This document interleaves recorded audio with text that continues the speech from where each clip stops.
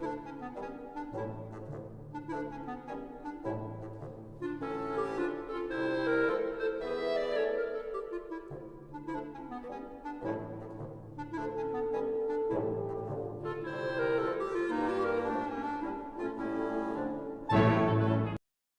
morning. It's Sunday, February 28th, the last day of the month. And today I want to talk about 12 or 13 Republicans who played hooky, claiming their absence due to the ongoing public health emergency, while there was important business going on in the House of Representatives. They voted by proxy. Now, in order to vote by proxy, you have to sign a letter that you are giving permission to one of your colleagues to vote for you. So these hooky players did exactly that. They provided a letter to Congress that allowed one of their colleagues to vote for them. Now, many of these hooky players were also going to be speakers at CPAC. So by now, we must all realize that the health reason that they claimed was really because they wanted to be at CPAC. The Republican CPAC is the Conservative Political Action Conference. It's an annual political conference attended by conservative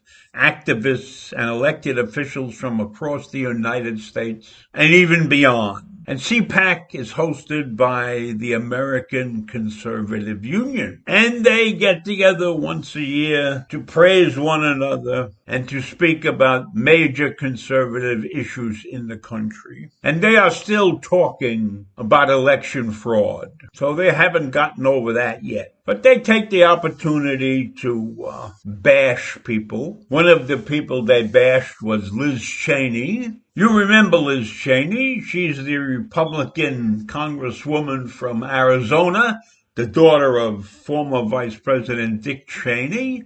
And she was one of the first people that came out in favor of impeaching President Trump. So they bashed her at the CPAC conference. And of course, Ted Cruz was there, sunning himself down in Florida because he doesn't have any running water in Texas. And he's running away from the problems in Texas, as usual. So he's spending time at CPAC, absent from doing his duty in his state and in his office. So anyhow, I catch a clip on the computer this morning in the opening remarks of the people who own the conference hall where the meeting is taking place, actually asking all the attendees to wear masks.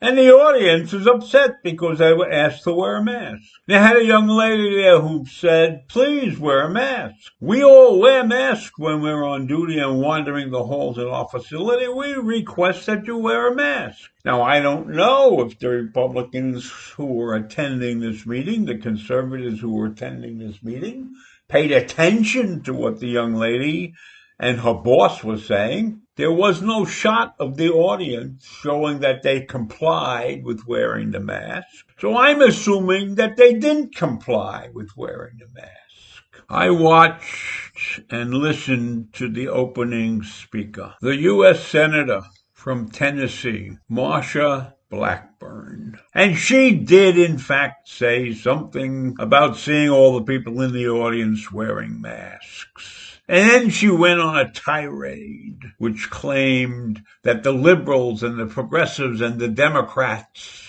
were trying to take away the First Amendment rights, the freedom of speech, and the freedom of assembly from the country at large.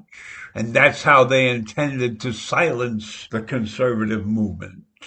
And then she said, going from the First Amendment, they will go to the Second Amendment and take away your gun right. And she got big applause for that.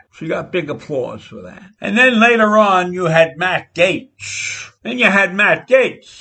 He's the congressman from Florida. He's the guy that was in a party in New Jersey without a mask very early in the pandemic, having a wonderful time. And he told the audience that the Democrats were in favor of immigration and taking our jobs away.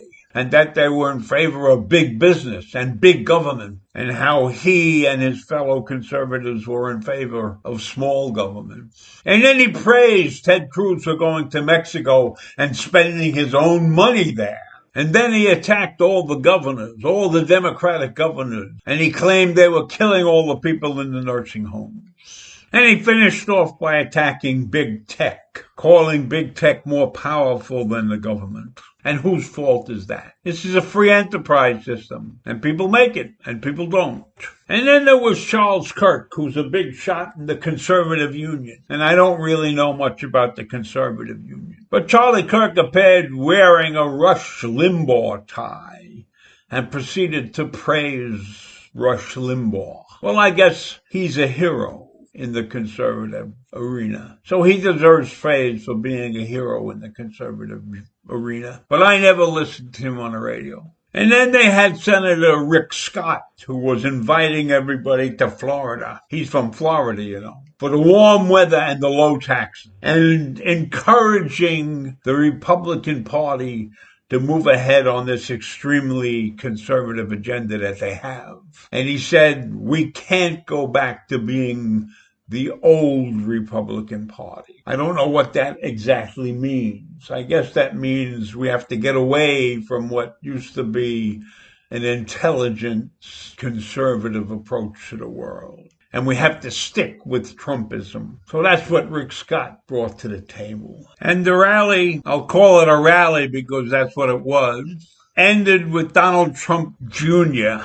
giving one of the worst speeches I've ever heard. The man had no emotion, no confidence in what he was saying. And all of the things he said fell on deaf ears. There was no applause in the middle of anything that was going on. And of course, he condemned everything Biden had done so far. And I think it's too early to condemn anybody after 30 days. But he did say that Biden closed down the pipelines, and that was something, of course, he was opposed to. So all in all, in the segments that I flashed through of the CPAC, there was nothing of intelligence that I caught. This was not a meeting of people who were trying to fix this country. This is a meeting of people who were complaining about what's going on. And it was more like a rally than a conference. It's like being at a football game and you're cheering your team on. So if that's what the Conservative Party is right now, they are in big trouble. Even though they have convinced 75 million people that that's the way to go. Which in my mind only brings out the fact that we have many people in this country who are unhappy. It's clearly an indication of the systemic racism that exists in this country and the divisiveness that the extreme conservatives have brought to this nation. So I'll leave you with that this morning. And if you want to really get yourself upset, you should watch some more of CPAC. It doesn't end till tonight. Bye.